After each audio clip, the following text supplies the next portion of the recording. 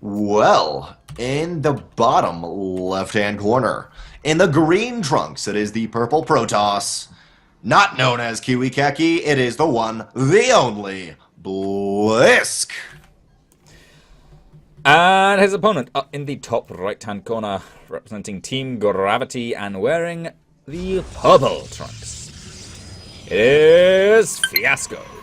And I need to turn off push. I feel like Gravity's little logo should be a guy like falling on his face. I think that'd be pretty funny. Maybe. If I Something can about see. falling. There's not Yes. like, much gravity to their logo. It's just kind of... It's just kind of their name. Yeah, not much, but to start it off, doesn't look like too crazy from either of the players. I'd love to see, I haven't seen it in a very long time, but every once in a while you will get a greedy Protoss doing Nexus first, as we haven't seen it in a very long time, but sometimes it's kind of cool. But both players not really looking to be very greedy and playing literally just standard so far, but there's not much deviation in Protoss mid-early game unless you're proxying. No, not hugely. I mean, you can get the, like, 10 gates down for... 3-gate builds, 10-gate 3-gate builds, or kind of wonky super fast Stargate builds or something like that. But yeah, generally it's pretty well figured out. You go for the 13-gate and then 15 double gas, usually sometimes 15 single gas with 2 in each, and then you put the third one in sometime around the cybernetics core finishing. Yep, or a little early if you're going super gas heavy. But yeah, we'll see. We'll see. There's lots of options. Yeah, Blysk decided to be the first one to scout here now. It's going to be really important, just this very basic scout of seeing double gas. That's pretty much the biggest tip-off in a PvP if both players are playing quite standard, but both players looking like they're doing about the same thing as you were saying. Once they get that cyber done, one probe will go into that, but now each player scouting each other. I'm kind of curious to see which one's going to be, I'm actually kind of interested to see what Fiasco may do here, whether he's just scouting for a proxy. I was kind of thinking he may expand, and it's kind of crazy, but both players very, very nervous about, or not nervous, but just making a full scout. Extra gateway coming down Fiasco. That's the first kind of big deviation.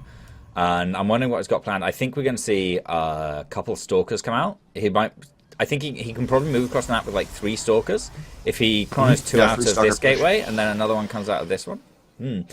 That was 19. You are correct. There is a build that went back to Wings of Liberty that was 19 gate. That is a 3-stalker push that we may see in him, but I'm not sure if it's going to really do versus a Mothership Core stalker, just because you can push away those stalkers a lot easier with the Mothership Core. Even though it's not quite as fast, it's 2 stalkers versus 3 stalkers, and the 2 stalkers on the Mothership Core, it's a lot more maneuverable, a lot more things can happen, but we'll see what he's doing. Maybe he thought there was a little bit of a push going down, or maybe he's going to go up to a 4-gate.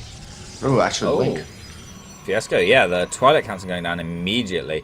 Whilst Kiwikaki proxies a Stargate just out of range of that Zelnaga Watchtower vision. Kiwikaki moves across the map with a Stalker, just popping off that exactly on top of the probe, actually. And is going to find it, kill it off, and continue on its merry way. As Fiasco checks around for some more proxies, he kind of has an inkling that Kiwikaki might be trying something like this, but he doesn't know exactly where it is or when it's going to hit. As Kiwikaki moves across the map, he's got... I'm doing Kiwikaki, whatever. Blysk. Kiwikaki has his stalkers. Oh, this is a bad position for him, though. He's going to get... that stalker gets the first shot off, and it's going to get sandwiched. So this is a bit of a tough situation to be in. Kiwikaki isn't going to lose the stalker. He does manage to retreat out there, but that must cause him a little bit of danger, actually. Not enough energy for a recall or a time warp just yet. So he does take a fair bit of damage. Ooh, 4 Just health. barely gets out.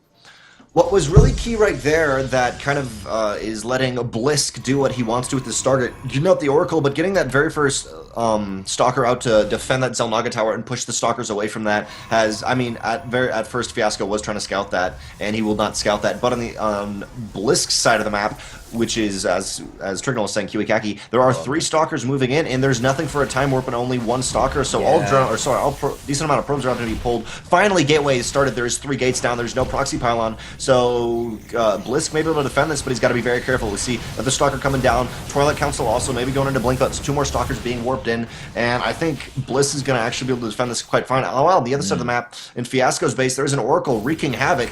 So far, it has killed 8 workers, and 9 going up a little more, and there's a Stalker taking most of the fire from these Stalkers of Fiasco's.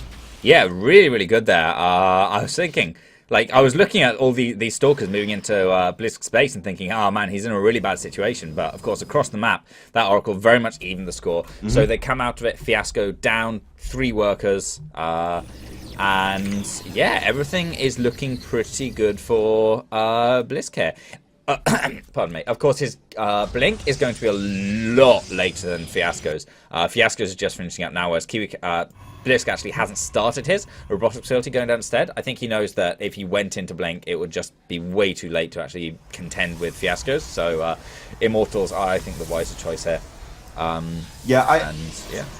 Okay. I agree with you. I agree with you on that. And to boot, I mean, if you don't have the same stalker numbers and your opponent has blink, it's really kind of hard to do because Blysk went into that Stargate that is 100 or sorry, not 150 gas. Oh man. Sorry, that is basically 300 gas he does not have, but now Blysk trying to defend his ramp here. 2 Zealots moving down. There's a Guardian Shield, which is really nice, not going for that force field, which is a great thing, especially because Fiasco has that blink, but I like the Guardian Shield. He's got to be very careful. The Immortal Observer is out, and I would have preferred to see the Immortal first, and this is going to be a little bit hard for Blysk to defend. There's so many Stalkers moving in. The Mothership Core is there, and finally Photon Overcharge. He does have that, but they may actually be able to pick off this pylon here, which will actually not depower this Robo Bay, and this may actually end up going quite well for Blysk. Yeah, Fiasco, I mean, his blink micro has been great. Hasn't actually lost... his first Stalker goes down with this push, but he does manage to depower that robotic facility, delaying the Immortal by quite a good, large amount. However, the Oracle comes back in for Blysk. It's going to lay down a couple of extra probes. 2 Stalkers aren't quite enough to actually fully defend it, and it manages to get a lot of probes before it actually goes down. It went up to about 15 or 16 there from, I think, 9, but the Roto facility is just up and down and up and down. Fiasco does not want that Immortal to come out, but probes coming off the line now. Fiasco has do or die with this push. With 10 workers left behind this, Kiwikaka is up at 20. He can afford to lose a lot holding this. And whilst he has so far, he is holding it, and that is the important thing. When this pylon finishes, the robot facility will be just seconds away from producing an Immortal. I don't think Fiasco can cancel it this time, but he's sure as hell going to try. Yeah, I agree. There is no Photon Overcharge, though, so this is a lot more for Fiasco. We do there is the... Sorry, my bad. There's the Chrono Boost on the Robo-Bay here, trying to get it out as fast as he can, but does snipe something there. The Stalkers, a lot of Blink Micro going down, but there's still, as we were saying, there's just more workers for Blysk here. We do see the Immortal being focused down, but by this time, Blysk has enough Stalkers to be able to push back, and there's only 1 Stalker left. On the other side, it currently is 11 to 17 workers. Blysk did sacrifice a couple workers there, but I love that decision of sacrificing his Oracle and just got a lot of damage done. Blysk chases down the rest of the Stalkers. Blysk takes game 1 in this best of 3.